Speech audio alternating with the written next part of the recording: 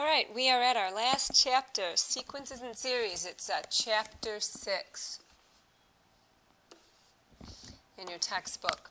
All right, so today we're going to talk about sequences, series, recursion, and summation. It's going to be a longer video. We're trying to get to the review, so you got to just hang in there. Let's begin. So a sequence is a list of numbers in a particular order. Each number is called a term, and the terms may or may not form a pattern. You'll know a sequence because you will see commas in between. So this first term here is a sub 1. That's how you say it, a sub 1. And then a sub 2. It's a subscript. So consider the sequence 8, 4, 2, 1, 1 half, 1 fourth, 1 8. See the commas, that's what makes it a sequence.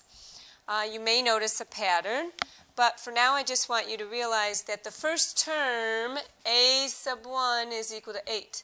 The second term, a sub 2, is equal to 4.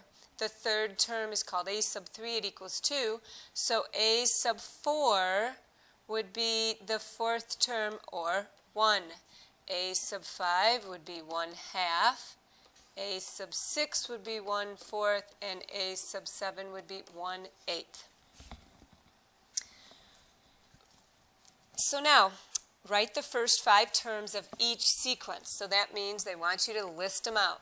So a sub 1 is found by letting n equal 1. So we'll start by letting n equal 1. So then that would be a sub 1 equals 1 minus 3, because n is 1. So our first term is negative 2. Our second term, we're going to let n be 2. So we're really just going to need to go where the n is, put a 2. 2 minus 3 is negative 1. A sub 3, let n be 3. So this one was n is 2. This one is let n be 3. So 3 minus 3 is 0. So far my list of numbers is negative 2, comma, negative 1, comma, 0, comma. You can probably see the pattern. It's probably going to go 1, comma, 2. Well, let's check that out. So 4 minus 3 is indeed 1, and 5 minus 3 is indeed 2. So notice that this sequence is just kind of increasing by 1. That's why we have 1 times n, but it started at negative 2, so we had to do 3 away from 1 because that's what we always start with, was 1. Next one is n squared plus 1 equals a sub n. So now again I'm going to let n equal 1. So it's going to be 1 squared plus 1, and that's 2. And then let n be 2. So 2 squared plus 1 equals 5. And then 3 squared plus 1 is 10. And 4 squared plus 1 is 17. And 5 squared plus 1 is 26. So this sequence goes 2, 5, 10, 17, and 26. So notice in the pattern here, each one of these is 1 more than the perfect square starting at 1. N squared plus 1. Okay? So each time I'm always going to start by letting n be 1 to find the terms because they're going to go in consecutive integers. So let n be 1, we'd have 2 times 1 minus 1, which is 2 minus 1 is 1. And then we'd have 2 times 2 minus 1, which is 3. And 2 times 3 minus 1, which is 5. And this looks like a pattern of the odd numbers. 2 times 4 minus 1, which is 7, and 2 times 5 minus 1, which is 9. So notice this pattern goes 1, 3, 5, 7, 9, this sequence. Look at the pattern. The difference between the numbers was 2. That's where we're getting the 2n from, is the difference between the numbers is 2. And to have it start off at 1, we had to subtract 1, because 2 times 1 would be 2, and it doesn't start at 2. It starts at 1, so you subtract 1. And then the last one here, we're again going to let n be 1. So it's 1 over 1 plus 1, which is 1 over 2. 1 over 2 plus 1, which is 1 over 3. 1 over 3 plus 1, which is 1 over 4. And 1 over 4 plus 1, which is 1 over 5. And 1 over 5 plus 1, which is 1 over 6. So the pattern goes 1/2, 1/3, 1/4, 1/5, and 1/6. So if you want to increase by 1, you just use n. If you wanted to increase by 2, you use 2n. If you want to increase by 3, you'd use 3n. We'll get into some multiplying later in the lesson. So that's why it's n, but then it doesn't start at 1 over 1. It starts at 1 over 2, so you have to do the n plus 2. So it becomes 1 over 2, and then that will also affect 1 over 3, and so on. Next, we'll talk about recursive sequences.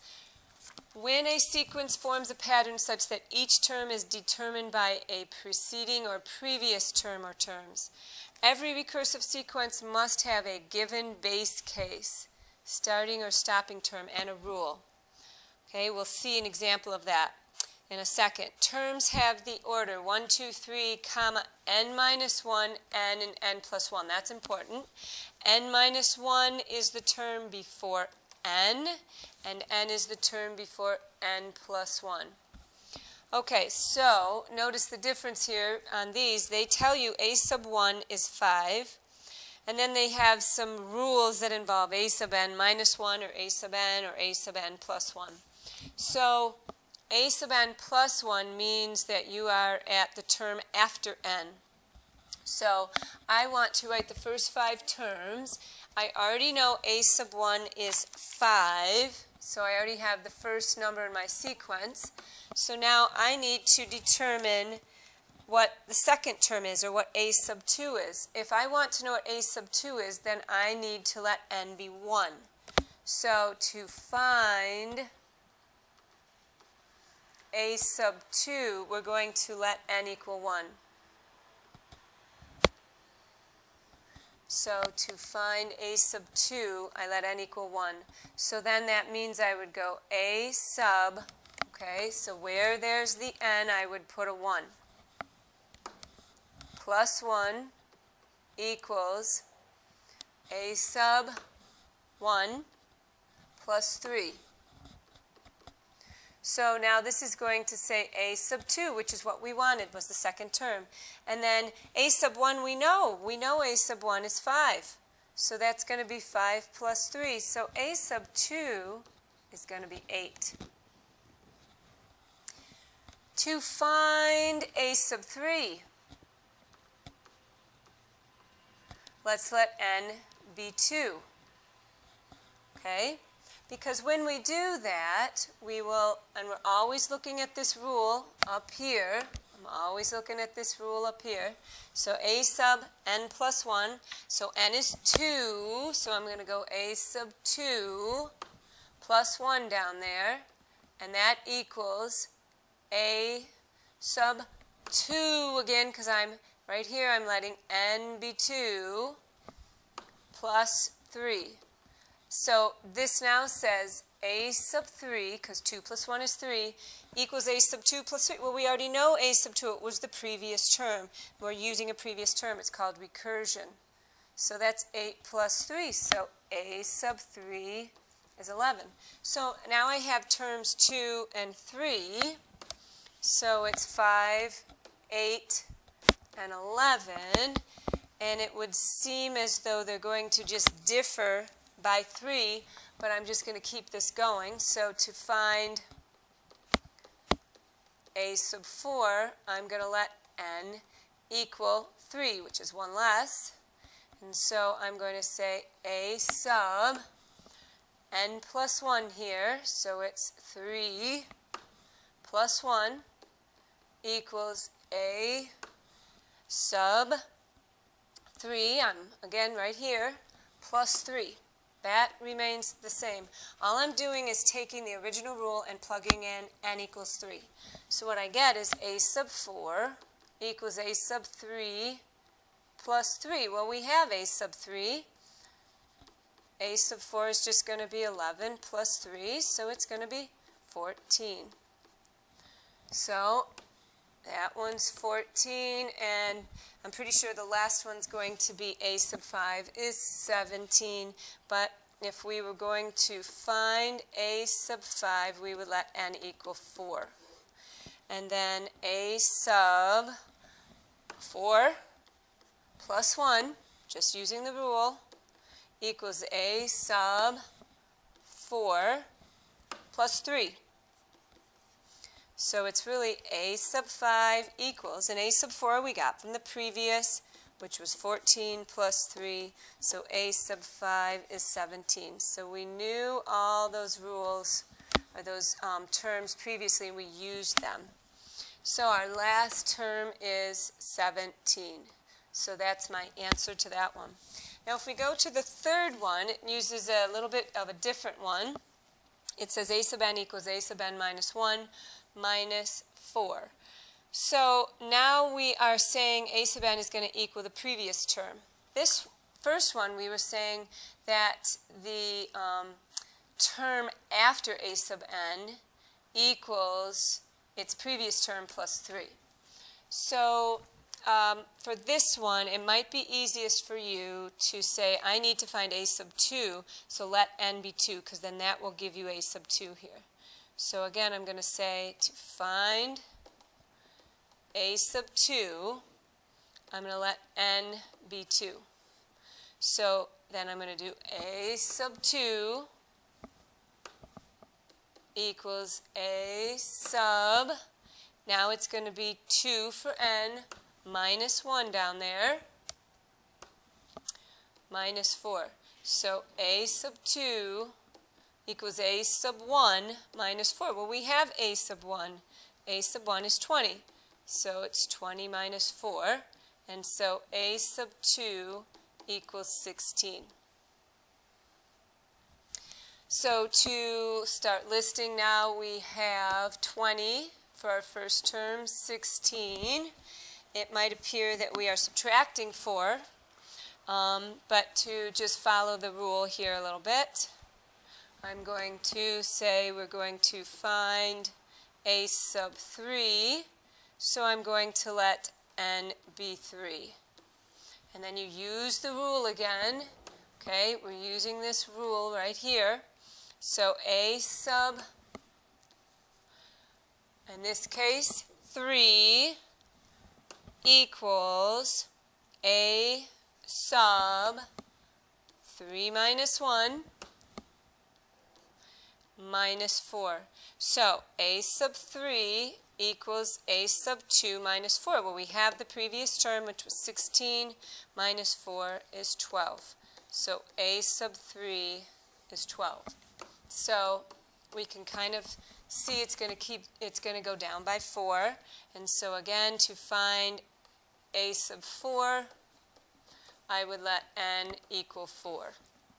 So now it's going to be a sub 4 equals a sub 4 minus 1 down there, and the whole thing's minus 4.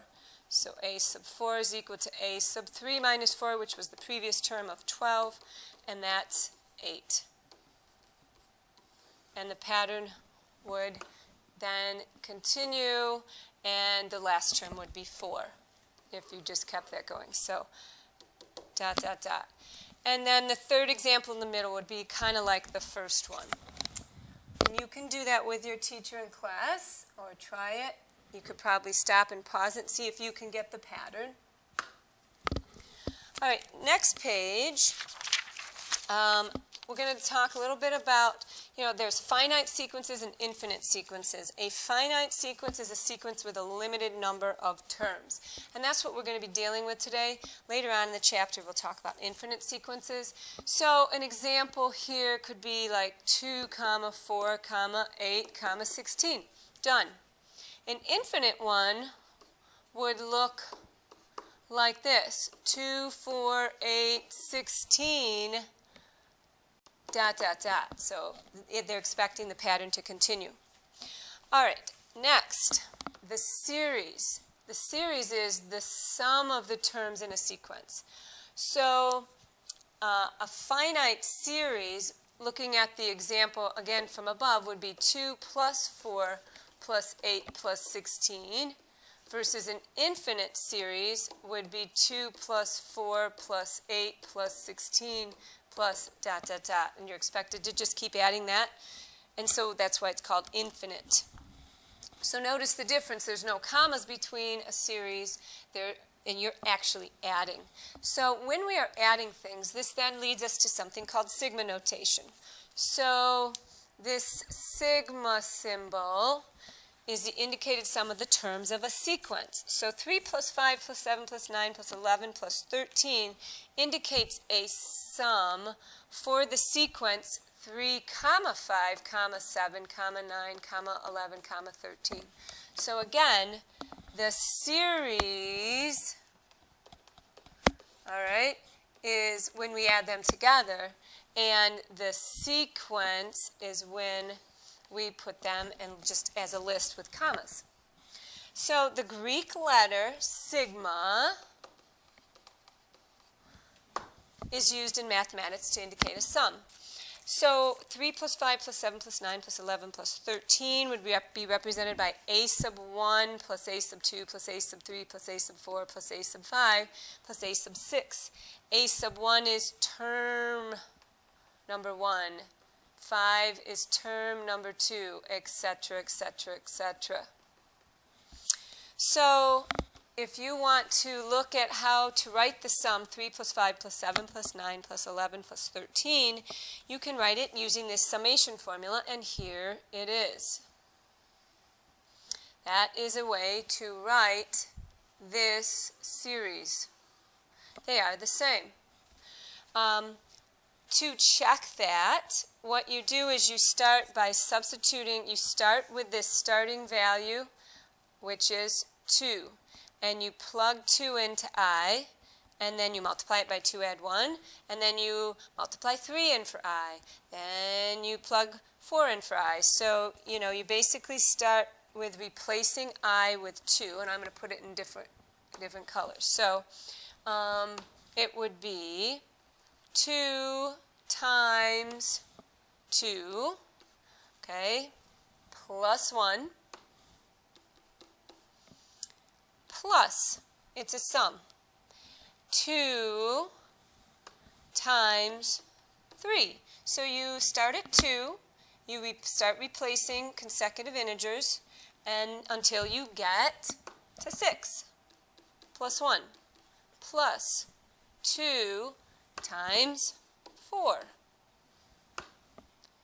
plus 1, plus 2 times 5, plus 1, plus 2 times 6, plus 1.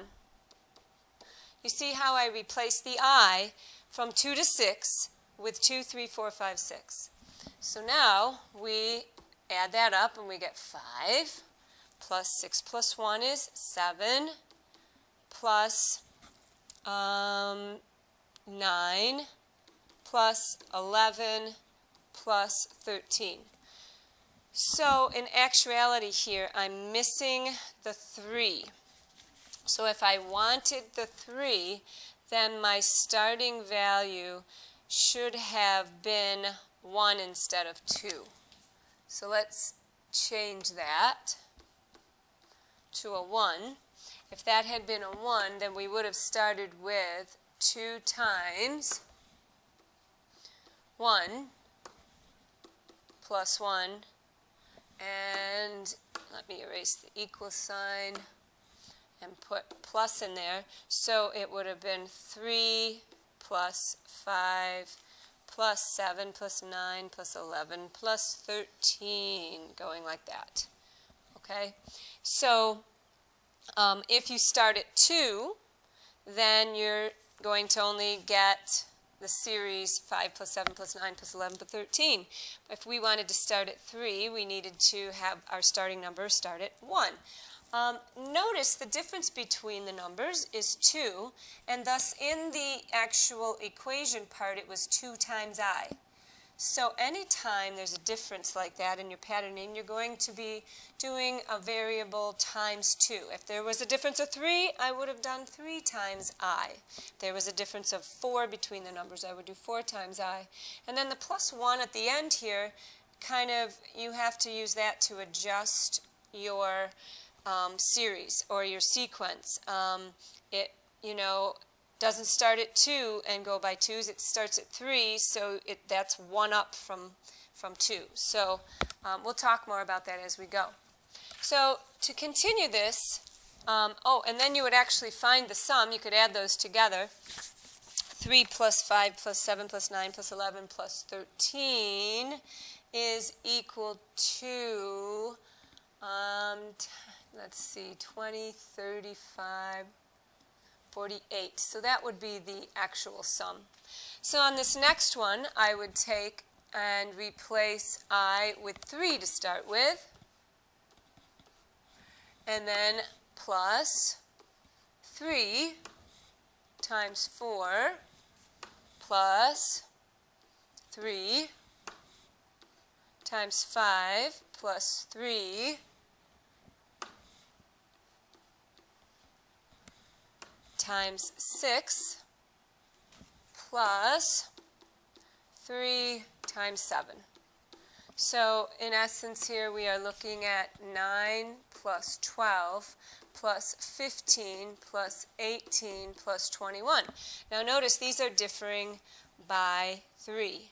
And because we started at 3, we don't have to have like 3i plus 1 or anything. It just works out perfectly. If you add all those together, I believe you get 75.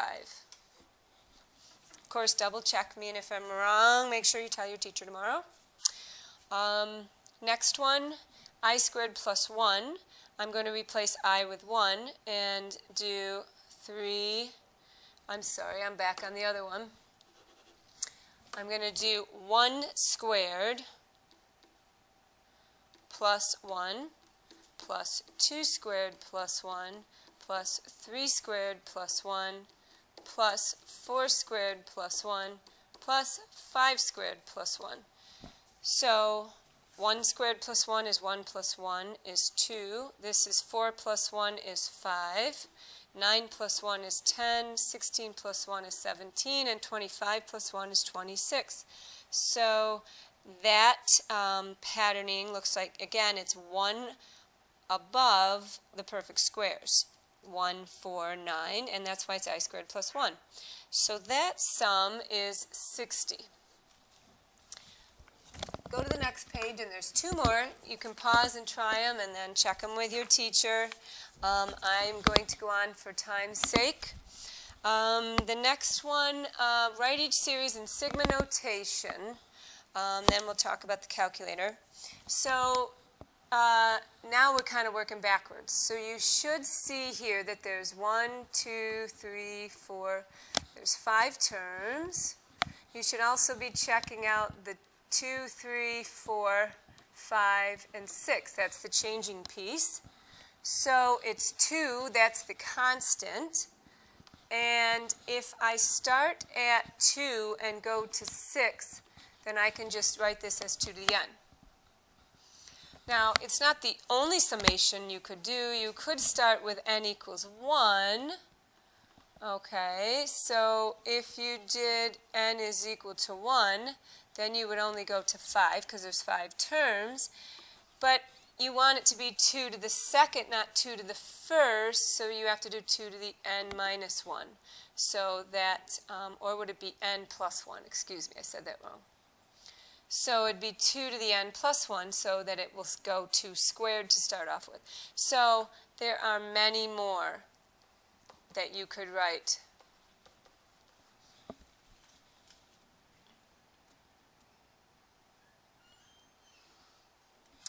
This next one, you should notice that they're differing by 5. If you subtract 5, subtract 5, subtract 5, I get to where the next one. So first of all, because this one's kind of hard, I'm going to start with n equals 1 and just do this one with n equals 1. That'll be easier. the 100 is not what you put on the top. You have to look at how many terms am I adding together here. So if you just take 100 divided by 5, your first and your last, you get 20. So let's try 20 up there. We're going to go, I think we have 20 terms, right? 100 to 5. Let's see if that works. So then you've got this -5 thing. So if you just do n minus 5, this is going to be wrong, because that's going to go 1 minus 5 is -4. That's not going to get you to 100. You have to remember back at what I said. When they differ by an amount, you need to multiply. So they differ by -5. So it should be -5 times n. If you plug in 1 for n, that would be -5 times 1, which is just -5. I need to get to 100, so you can add 105. So if you kind of start doing this, it would be -5 times 1 plus 105. Well, that is 100. Plus -5 times 2 plus 105. That is -10 plus 105, which is 95, and that seems to be working. You need to check like maybe the last one. So maybe we should do -5 times 19, which would be the term right here before 5, which would be 10. So -5 times 19 plus 105. So -5 times 19 is -95. So this is -95 plus 105, and that is indeed 10. And then the last one would be -5 times 20 plus 105, and that is -100 plus 105, which is 5. So that's a good way to check it, and this is correct. So we'll talk about those again in a little bit. The next one, the summation symbol, n equals, I'm going to go 1. There's 1, 2, 3, there's 5 terms, so 1 to 5. And then I have a 1. This room is canceled for today. Just to remind. Okay, so this is 1 over 1, and to get that to go from 1 to 2 to 4 to 8 to 16, those are multiplying by 2 times 2 times 2 times 2. So when you multiply times 2, you are looking at doing something like 2 to a certain power. So in this case, if I did 2 to the first, I would get 2, but I need it to start at 1, so it should be 2 to the n minus 1, because if I plug in 1 for n, I'd get 1 minus 1 is 2 to the 0, and 1 over 2 to the 0 is equal to 1, and then I'd let n be 2, and I'd have 2 to the, I could have 2 to the 2 minus 1, which would be 2 to the first, so that's one way. I suppose we could also do n equals, we could start with 0 and then go to 4, which would still be 5 terms, and then that would be 1 over 2 to the n. So it would go 2 to the 0, then 2 to the first, 2 to the second, 2 to the third, and 2 to the fourth. So you could do it. There's a multitude of ways, but you have to kind of adjust it, and you should be kind of checking it by substituting in from 1 to 5 or from 0 to 4. The last one, you can try. The answer is n. One of the answers is n equals 1 to 5 of 1 over n times n plus 1. If you notice, it goes 1, 2, 3, 4, 5, so that's n. It increases by 1, that's why I did n. And then it goes 2, 3, 4, 5, 6, which is 1 greater, so n times n plus 1. So that would be the answer to that one. All right, you can do summation on your calculator. So let me show you that real quick as well.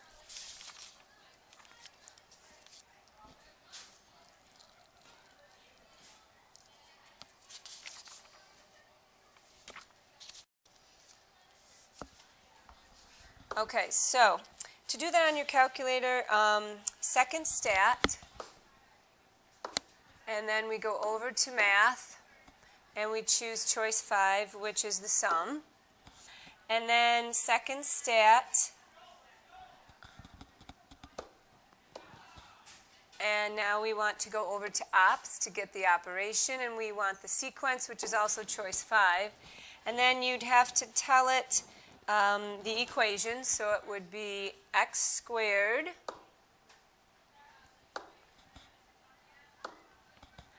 minus 1, comma, then the variable, comma, which you began with, which was 1, comma, and what you end with, which is 5, and then close the double parentheses. When you hit enter, it tells you the sum automatically without having to do much work. Now, if you use the new calculators, you just hit alpha window and choose 2 colon the summation. It looks like that. And you literally type in each piece, I equals 1, 5. Then you would use x squared, not I squared, minus 1. So in the sum sequence, again, for this one, you would do second stat math to get the sum.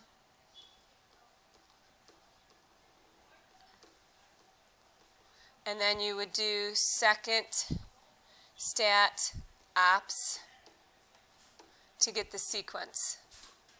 And then you put the 3x minus 1, comma x, comma 4, comma 15, and hit enter, and you'd get 330. If you have the new calculator or a new operating system, it's actually a little easier.